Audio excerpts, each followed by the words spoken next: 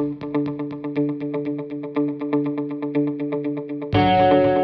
guys, just wanted to kind of go over some of what our process is for threading a barrel. So I have this barrel here that came in from a customer that has no threads on it, just crown. They want to add a muzzle brake to it. So this is our process. We used to do this on a manual lathe, and now we've really dialed it in for what we're going to do on the CNC lathe. We have a lot of tools to our ability to do it. So let's get started. So what I'm doing here is covering the barrel with a protective coating of this rubber tape so that the jaws do not hurt it.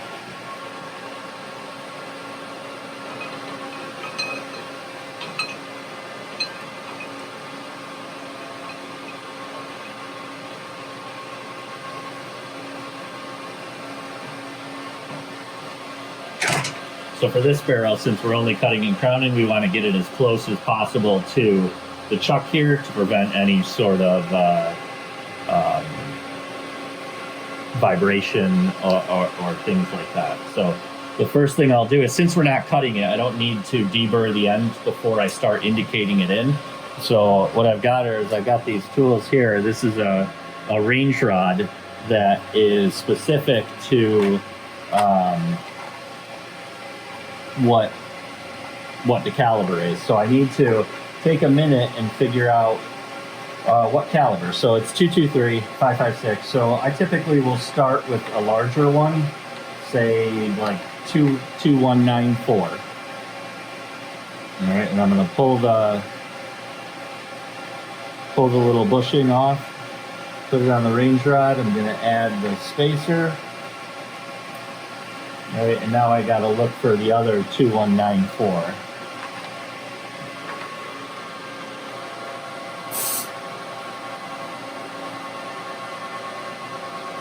So we'll take this one and we'll try it. So that one goes in fairly loose, so we could go up one if we have any bigger. Now this depends a lot on how worn out the barrel is. So I just tried 2194. That might be the biggest bushings I have. In which case, that's what we're gonna have to use. All right, so what we're gonna do is we're gonna put this bushing in there as tight as we can up against that surface, and I'm gonna use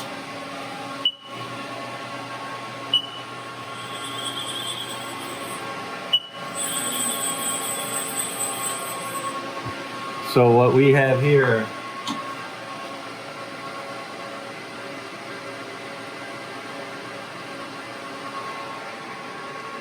we got our indicator. All right, and I'm going to get it perpendicular with the surface there. And then I'm going to dial in the indicator. Actually, let's spin this around.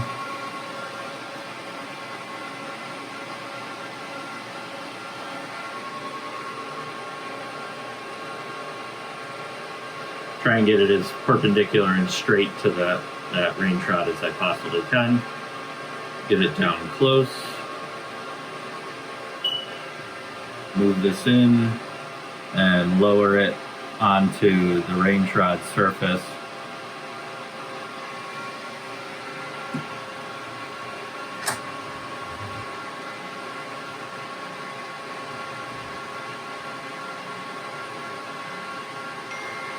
So that I move it until I get closest to the peak area. All right, so what we have the ability to do with this setup here is, over here I've got, back up a little bit and show from like right here. What we've got right here is the TrueBore alignment system from SSG. Now, what this allows us to do is adjust both the angularity as well as our positional runout. All right, so we're first going to adjust our angularity, and I'm going to align it with one of the angular bolts, and then I'm going to sweep across. So I'm not getting any movement. Most likely I'm not touching it yet. There we go. That was too much. So we're actually angular right there It moved like a tenth, so that's pretty good. So I'll move to the other side. The other side should actually be very similar in as to the other side. So we are getting some movement there. So that's drooping down about 2/1000 of an inch. Now that's still well within spec for a barrel like this. So I'm actually going to skip over to the next 90 degrees offset. And I'll do the same thing. I'm going to drag it across. We got a droop of about a half a thou. Let's go 180 degrees across. This barrel's actually not too bad. All right, we got a droop of about a thou and a half here. So usually they'll be way off, and I'll get it to about that point before I do the just the positional adjustment. So let's adjust the position now.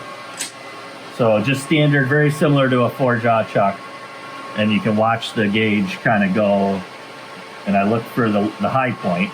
So the highest point's going to be right here. I'm going to loosen that one.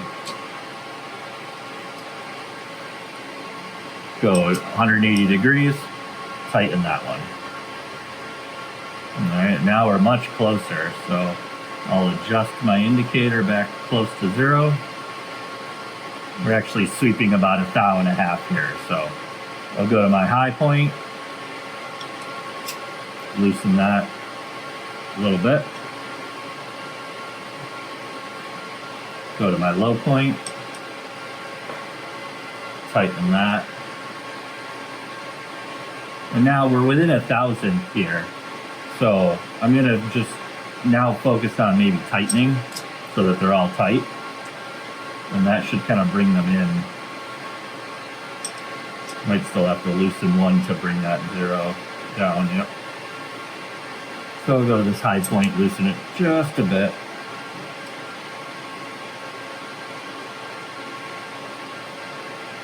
Find that low point. So now if you look at the dial, you can actually see that our positional run out is less than a tenth, or not even moving at all. So that's pretty good. But now if I take my X, my Z back out to the end, we can see that the run out here is now increased to about plus or minus a thou and a half. Now that's not that bad. But really we want to try and dial it in the best we can. And this is where it gets a little tough, checking which one has the most sort of droop. So this one droops like almost 3/1000 of an inch. So I'm going to see if I can tighten this guy up, sort of tweak that into place a little bit. That's a little better. Now this will affect our positional 0 as well. So I'll have to go back and redo our positional 0.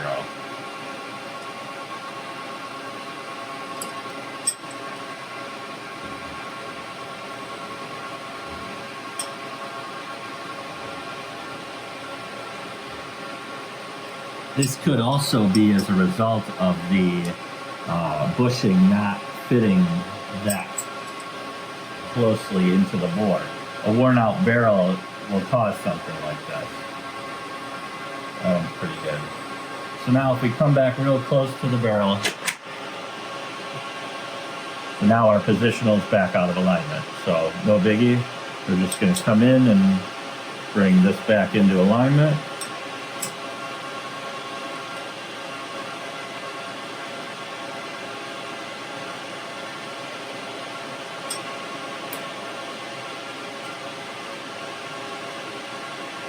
Now, as you see, our positional is back in at less than a tenth of run out. And we're still seeing almost 3/1000 of run out over here. So now I can kind of maybe adjust this in and sort of work our way in. And this is where the time-consuming part comes into play of how much we want to dial in our runout. We're of the mindset that, you know, we charge what we charge because we spend the time to do this, no matter what quality of the barrel.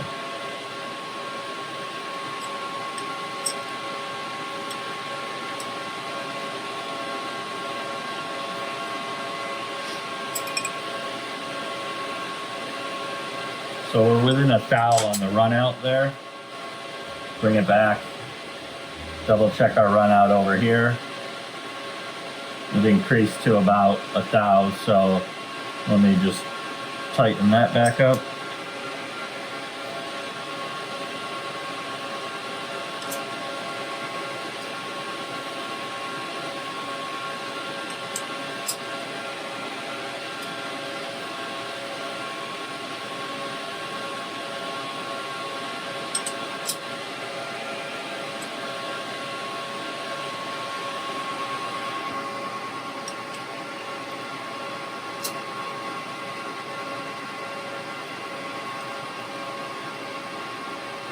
Now we're back in at a 10.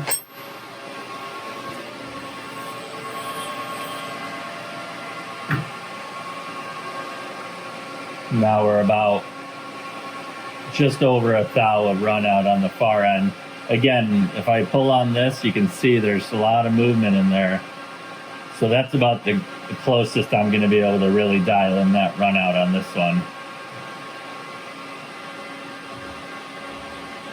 But one of the most important parts is that our runout up close is less than a 10th. Alright, so I can remove this rod.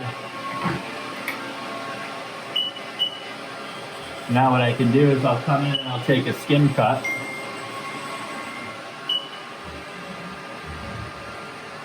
I'm going to come in close and I'm just going to set it at like 500.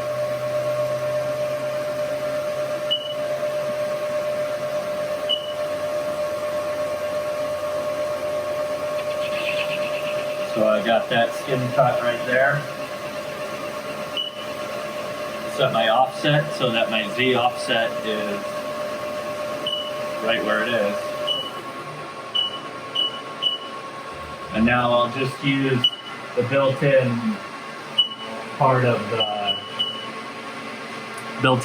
the machine to face it off here. So I'm going to get a value of 7375 is our value.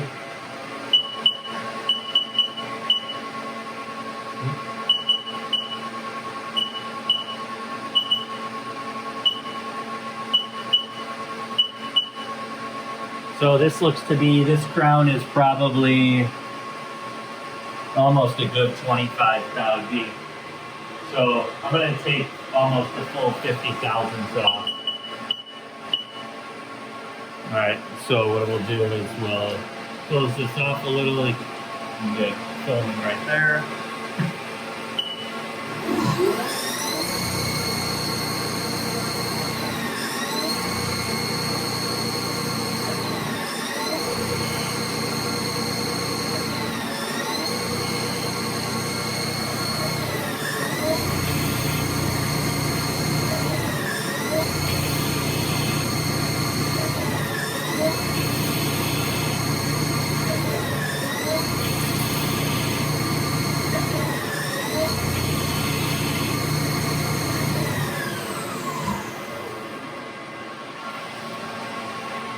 Alright, so we've already verified that the barrel is roughly, on the outside diameter here, 7390. So I wrote a whole program to do the barrel threading for me. So I come down here and I have to set the barrel OD to that value, 739. So we're going to change. And then down here, I have a comment barrel minus 10 thou, so that's going to be X 0.729.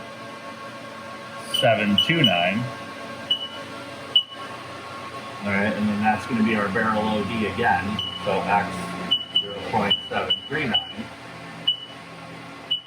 And that's it. All right, that's everything I have to change in the program. So now the way I wrote the program is it's going to face it down. It's going to create a little groove for the threads. It's going to come in and create a 60-degree break on the inside of the rifling and the inside of the bore. And then it comes in and puts a nice 11-degree crown on the outside. Then finally it threads it.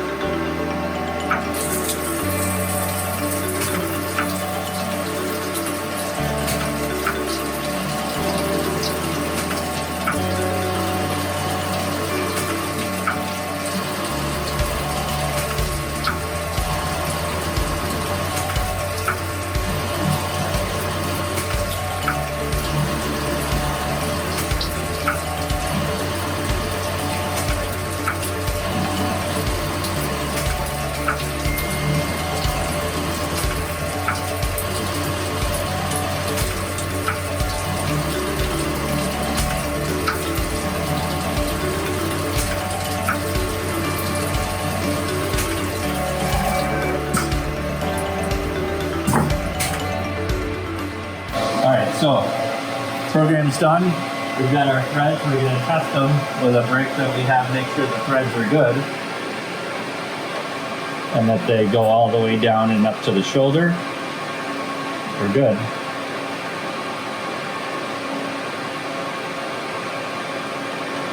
Alright, so the last thing we got to do now is just deburr it slightly. So I'm just going to spin it at like 1,000 RPMs. I'm going to take just a regular mill file. And I'm just going to barely touch that first thread on there so that it's a little smoother on that front.